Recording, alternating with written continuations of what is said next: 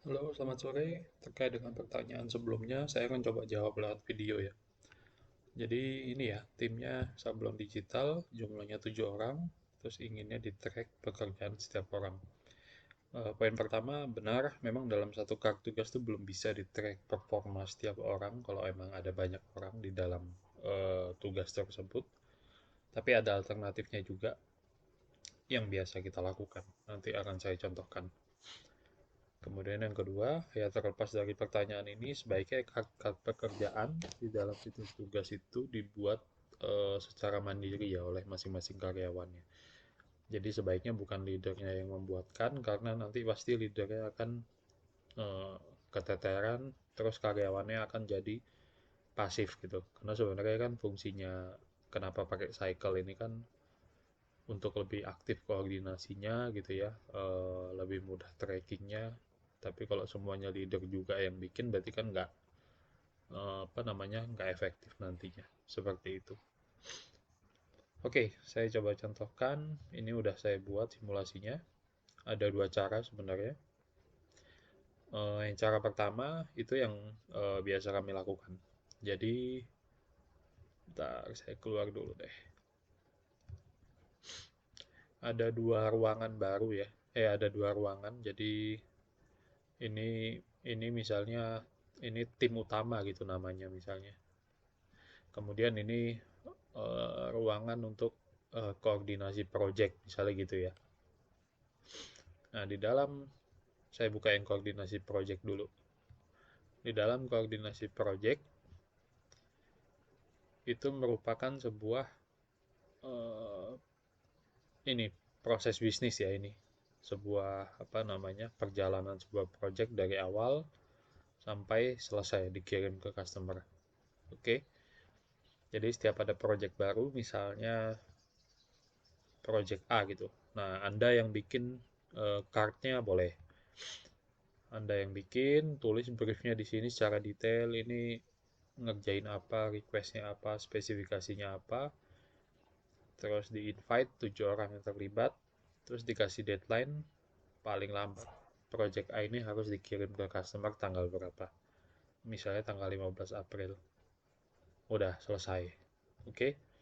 Nah, nanti siapa yang boleh geser ke sini ya berarti orang desain. Nanti kalau orang desain udah selesai, dia akan geser ke sini. Kalau orang produksi sudah selesai, dia akan geser ke sini.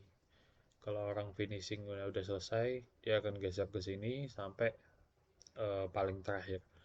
Nah, dengan begitu, nanti kalau misalnya di sini udah ada banyak project, Anda jadi bisa lihat project A udah nyampe mana tahapnya, project B udah nyampe mana, project D udah nyampe mana, dan lain sebagainya.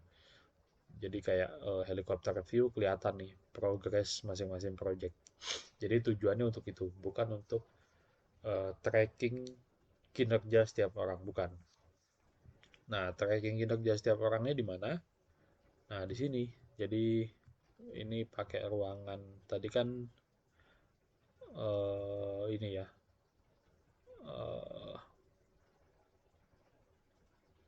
eh sorry, mana tadi ya? Kok beda? Saya refresh dulu deh. Nah, ini.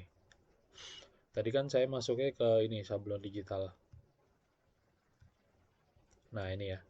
Ini adalah bisnis prosesnya gitu. Supaya ketahuan sebuah project ini ada di tahap mana, mampetnya di mana gitu ya.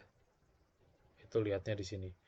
Nah, untuk tracking pekerjaan setiap orang kan mereka habis baca brief dari Anda di sini, briefnya apa, spesifikasi proyeknya apa.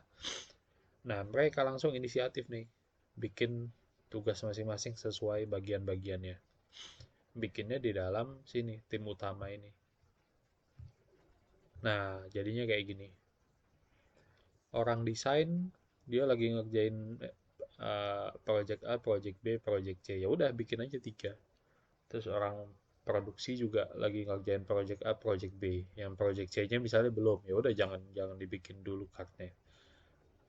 Kemudian yang bagian finishing dia saat ini per hari ini misalnya lagi ngerjain finishing A, B, C, dan D misalnya gitu.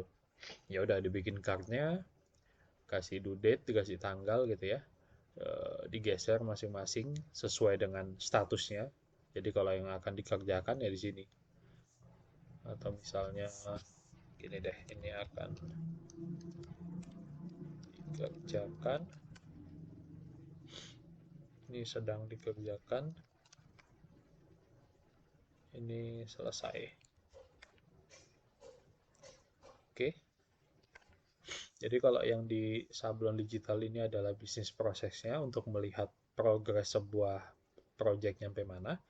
Nah, di tim utama ini adalah aktivitas pekerjaannya, harian dan mingguan dari setiap orang.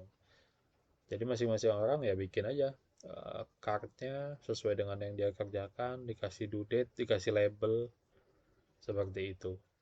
Nah, kalau dengan cara ini, satu, apa namanya, kinerja setiap orang nanti jadi bisa terlacak karena setiap orang bikin kartu tugas masing-masing. Kemudian yang kedua, Anda pengen lihat misalnya bulan ini produksi yang lagi jalan apa aja gitu. Nah, tinggal di filter aja.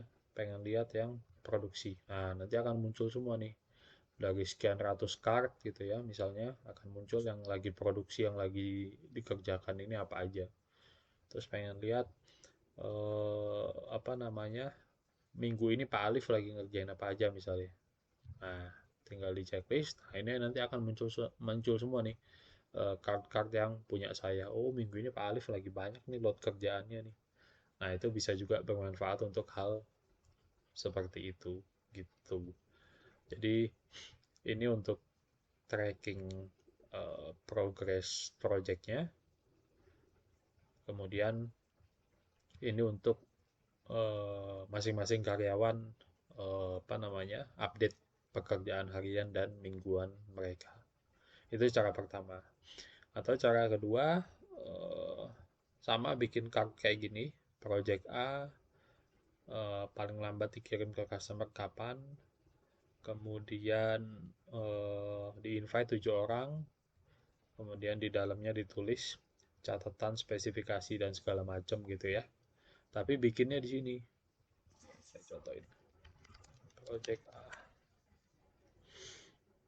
Oke, kemudian di invite semua orang misalnya gitu. Oke.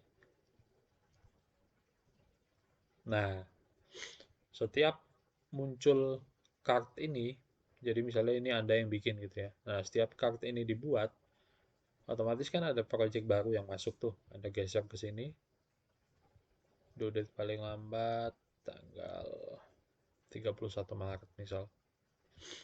Nah, setiap Anda bikin ini saya nyebutnya card induk ya.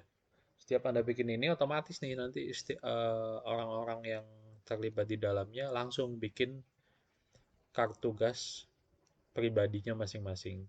Jadi mereka udah tahu ketika project A dibikin, oh berarti ada project masuk. Kalau ada pertanyaan terkait project A, ditanyakan di sini. Ketika udah jelas, saya udah baca, udah jelas, oke, berarti saatnya saya mendesain. Berarti saya langsung bikin nih, desain apa card untuk desain project A. Jadi ini card induknya untuk tempat koordinasi terpusat untuk project A. Nah, kemudian dari sini turunannya orang-orang akan apa namanya, bikin card pekerjaannya masing-masing. Jadi nanti yang di track ya masing-masing ini aja. Seperti itu. Jadi ini bukan untuk men-track pekerjaan tapi lebih kepada card induk aja untuk pusat koordinasi. Nah, pakai cara kedua ini bisa lebih simpel. Jadi cukup pakai satu ruangan, cukup pakai satu fitur tugas. Nah, kalau yang kami lakukan sih yang ini, yang cara pertama tadi. Jadi ada bisnis prosesnya di sini bisa dipantau, apalagi kalau project udah banyak.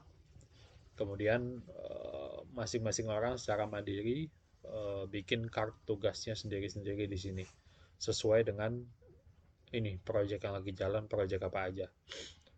Apakah akan banyak? Betul akan banyak. Ya nggak masalah kan, nanti walaupun banyak tetap ada yang dikerjakan, ada yang selesai. Kemudian justru di situ fungsinya cycle sebenarnya. Jadi untuk tracking secara detail pekerjaan setiap orang.